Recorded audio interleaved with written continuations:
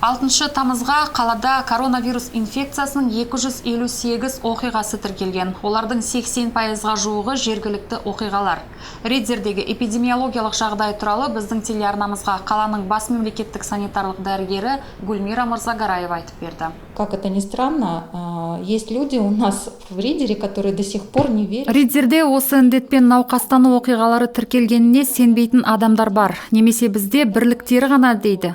Ал қалада 300 оқиғаға жеткенін айтсаң таң қалады. Сондықтан бұл ақпарат рас екенін айтамын. Қазір әлі күз түскен жоқ. Күзде өткір респираторлық вирустық инфекциялар саны артады. Сол уақытта мүлде бөлек жағдай болады. Коронавирус инфекциясы да болады, ол ешқайда кетпейді. Өткір респираторлық вирустық инфекциялардың да ауруы болады. Өткір респираторлық вирустық инфекциясының белгілерімен науқастар жүгінгенде 109 ПЦР анализдар жасалып, олар коронавирустың болуын растаған.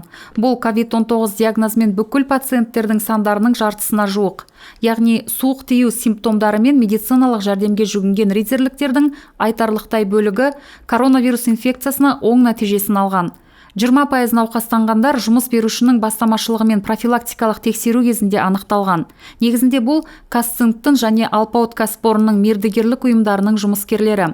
Жұмысқа еңбек демалысынан соң немесе ауырғаны бойынша демалыстан шығар алдында оң нәтижелі ПЦР мен 51 жұмысшы анықталған. Поэтому заболеваемость есть.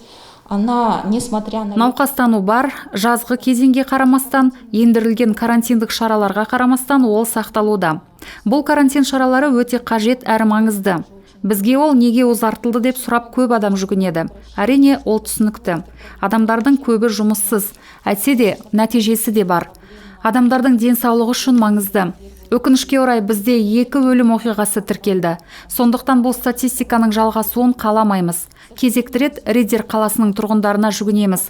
Карантин шараларын сақтау, орындау өте маңызды. Қазіргі таңда Риддерде коронавирус инфекциясы диагнозы бір отбасының бүкіл мүшелеріне қойылған ошақтар аз емес. Ересектер де, балалар да ауруда. Ал олардың араласқан тұлғаларының саны аз дегенде 500 адамға жеткен. Наибольшее количество... Аса көп оқиға 30-40-49 жас тобында тіркеліп отыр. 124 оқиға немесе 49%. Ауырғандардың жартысы еңбекке қабілетті тұрғындар. Яғни балалардың арасында аз тіркелген.